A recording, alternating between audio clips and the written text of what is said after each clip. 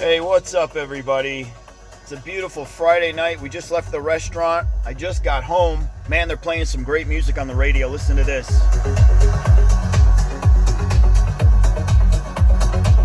Love that shit. You know it. Alright, so I figured tonight would be an awesome night to tell you guys a story. A business experience of mine when I was coming up with my very first tanning salon. A horror story of what landlords can do to you if you rent from the owner of the building. Like I told you guys never to do. Don't ever rent from the owners of the buildings. Always rent from retail management companies, property managers. Don't rent from owners. So guys, I got my first tanning salon, right? And I'm broke. This is the tanning salon where I'm living, in the tanning salon, in the warehouse behind the building. It's attached to the salon, right? And I'm broke as fuck. I'm so broke, man. And I don't know anything about the tanning business because this is like 16, 17 years ago. To where I tanned a lot, so I thought I knew a lot about tanning salons. But hell, I didn't know that there was peak season and off season to where you make no money. And I've got this building. I'm struggling. And I fall behind in rent, okay? So this is the first time I ever fall behind in rent. And listen, my landlord, he's an old 70-year-old piece of shit.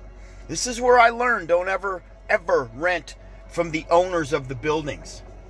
This guy used to come into my salon and he'd be like, yeah, I'm going to Panama, the country Panama. He goes, they got me 10, 15-year-old girls lined up. He goes, I got 7 days with 10, 15-year-old girls. This dude was the lowest form of life I've ever met in my entire freaking life. He's probably dead and in the bowels of hell right now. But this is who I was renting from. This old dirty bastard that would tell me about how he was sleeping with underage women in Panama. So I hated him. I had this nasty taste in my mouth for this bastard, man. I wanted to kill him. But one day, he locks me out of my building because I fall behind on my rent, which is illegal, okay? I'm a little more aggressive today than I was back then. Had he had done that to me, I'd have handled it differently.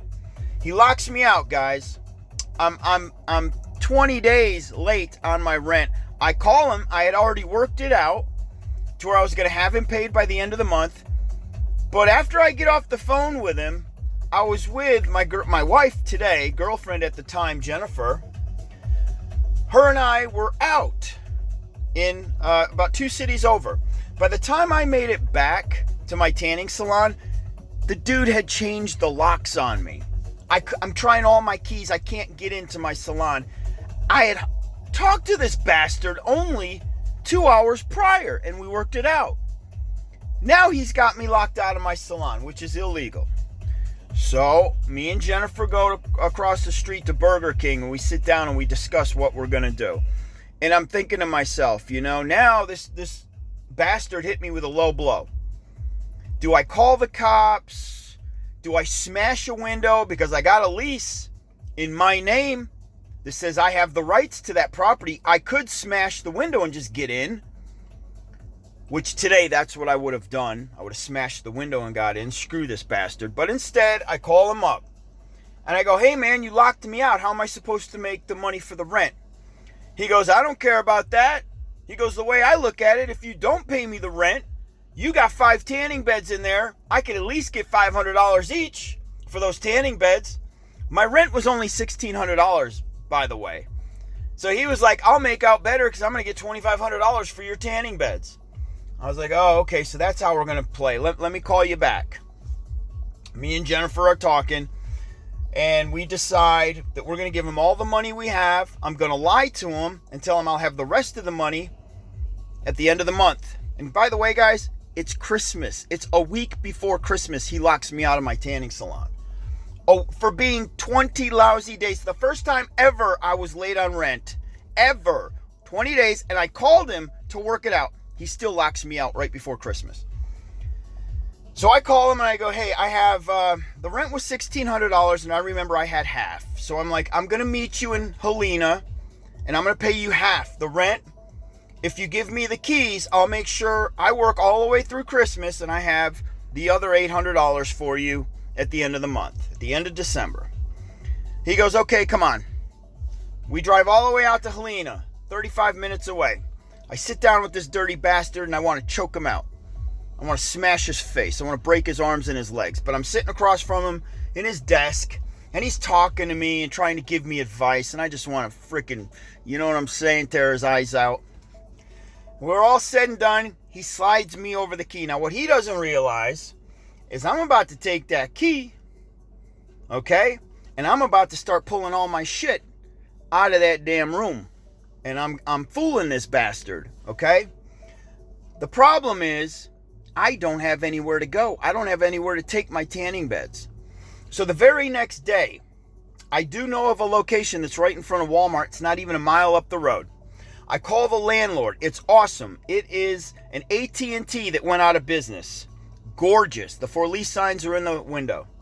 This is where luck has a lot to do with it, guys. Luck has so much to do with your success or failure. Because most people may have just collapsed right here.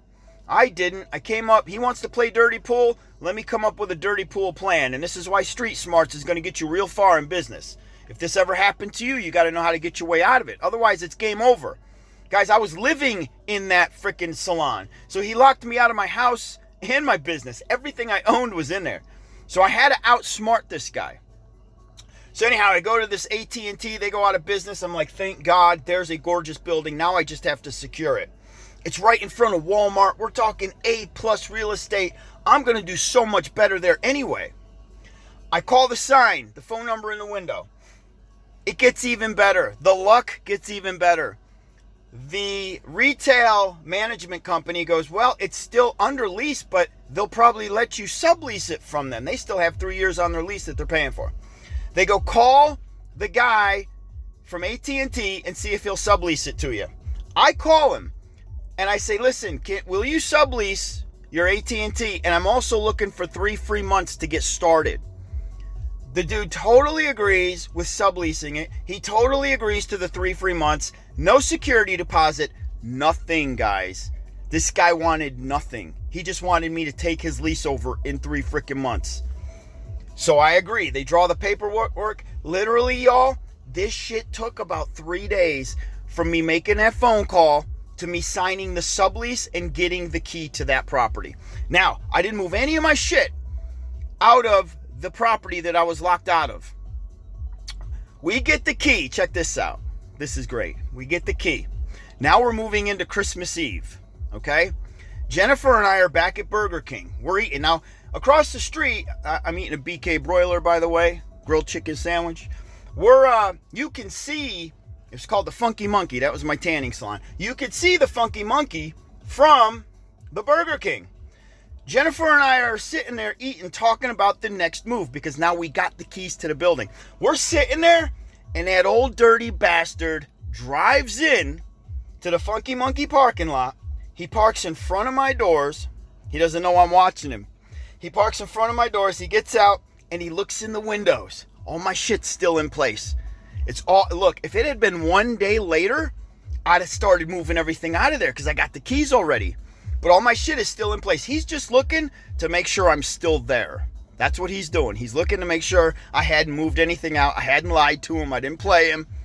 So we're watching him. I'm like, look at that old dirty bastard. He just freaking pulls in there. He looks in my windows. He walks around the building. He must have looked through the back window. So everything was still in place. He drives off. Okay, now we're moving into Christmas Eve. I know he ain't coming back because he lives like 35 freaking minutes away. And it's Christmas Eve and Christmas. So what I decided to do is after he leaves, and I know he's gone for freaking good, I have 2 days to get all my shit out of there, guys. Christmas Eve, Christmas Day. I do not celebrate Christmas this year. It's literally an hour after he left, we got a truck, a trailer, and we started getting all our shit from the back of the building to the front. I called a couple of my friends. We started dismantling all the tanning beds. I mean, we hustled. Then it got to this was the day before Christmas Eve. Then on Christmas Eve, me and Jennifer. It's me, Jennifer, and one of my buddies. My wife now. just hustling, pulling all the shit out of there. If I get caught, man, me and this dude are going to end up getting into a fight. We're going to be brawling because now I played him, you know? So Christmas Eve, Christmas Day come, they go.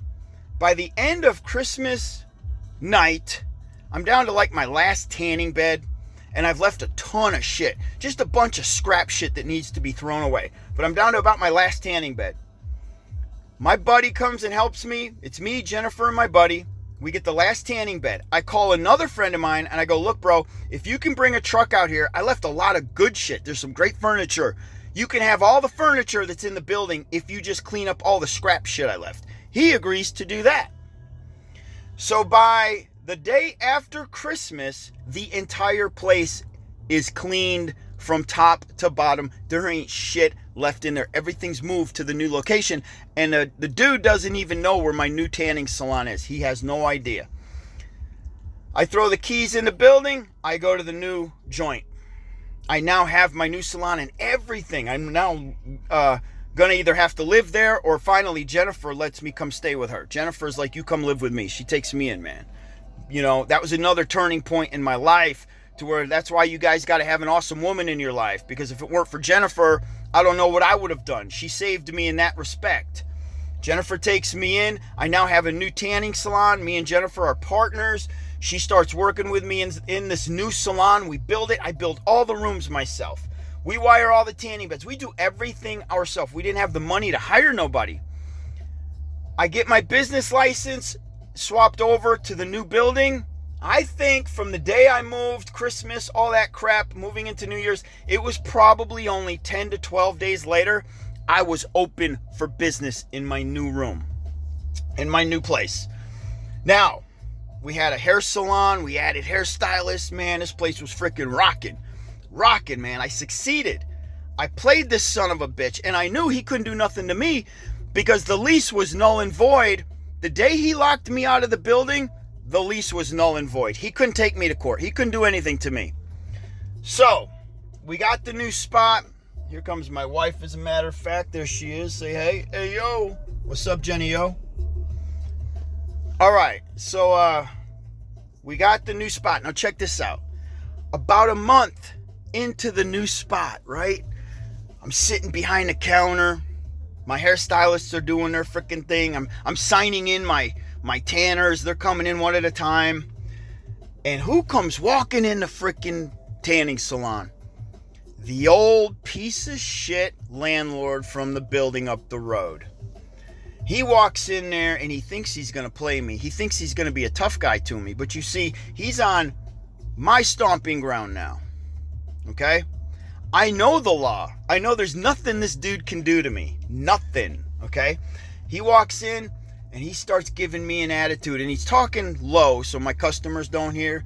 And he's like, hey man, you don't know who you're dealing with. You don't know what you just did. What you just started. This is what he says to me, right?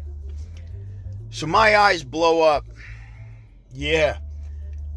The volcano erupts. I'm literally screaming so fierce, so hard, so forceful at this dude. There is spit flying out of my mouth into his face. I'm screaming at this dude.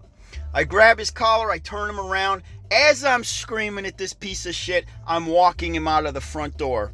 Walking him out of the front door of my salon. Told him to take his ass, get the hell out of here. Don't you ever come around here again. I will freaking hurt you, you piece of shit. I will hurt you, you piece of shit. I had so much anger for this dude for what he did to me.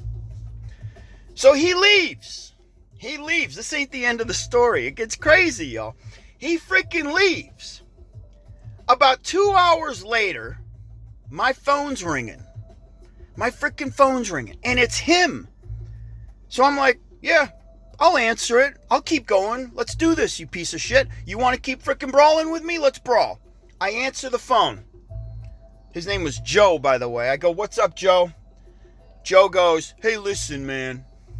I'm sorry for coming down there. I'm sorry for changing the locks. Joe's a millionaire, by the way. He didn't have to do this to a guy that was freaking broke coming up, you know? He's apologizing to me. I'm like, holy shit, man. This thing is not turning out the way I thought. I thought we were going to brawl. He's like, listen, I just want you to know that if there's anything you ever need, He goes, I'm going to help you from here on out. We're not enemies. We're not going to court. He goes, I see a little bit of me in you. I was a lot like you when I was coming up. He goes, I respect what you did. And he goes, I'll always help you. I'll look at you as a son from here on out. If you need any advice, he goes, I'm here to give you advice and help you. And I was like, you know what? I still hate this bastard for who he is. Child molester piece of shit. But I saw this soft side to him for a minute. And I was like, okay, game over. All right. Rivalry. This whole thing is squashed. It's done. And I was like, thanks, Joe. I really appreciate it. And I think I got it from here. I think I'm gonna do really well in this new location, man. But if I need you, I'm gonna reach out to you. And that was it, guys. That was the last I heard from this dude. I won that freaking battle. I went on to turn that hair and tanning salon into that was the very last tanning salon I had. Because I then turned that into a 3,000 square foot fitness center. The 3,000 square foot fitness center did so freaking amazing that turned into a 25,000 square foot fitness center. From that gym, we moved to a 42,000 square foot fitness center. Do you see how this whole thing ended up turning out? It's luck, street smarts, not letting people get you, never quitting, just doing whatever it takes to not be taken and not have to throw the towel in. That day that I went and I sat down and I talked to him, it was a chess match. Who's going to win the chess match? Either I'm going to win or he's going to win. I won. And now my entire life, that was a key moment in my life that my whole life could have fallen apart or it could have been a huge success. And it turned out to be an enormous freaking success because now I got all these freaking businesses and it all started from that business. You guys see how that works out, man? It all started from that one freaking day, that one moment, that deciding, is this going to go my way or his way? And it all went my way. So I thought I'd share that with you guys. It's still, as you guys can see, it is burned into my brain exactly how it went down. There's a few things I didn't tell you because the story was already too long. But the moral of the story is, don't ever give up when you start a business. The business might fail, don't you fail. That's the moral of this story. It only ends when you give up. All right? Don't ever freaking give up. That's my advice to you guys. And you see I'm living my own damn advice. Y'all have an awesome evening. That's it for me, guys. I'm tired. Restaurant was rocking tonight, so I need to get some sleep. I'll talk to you tomorrow. Doge Warrior out. Shaboom. Peace.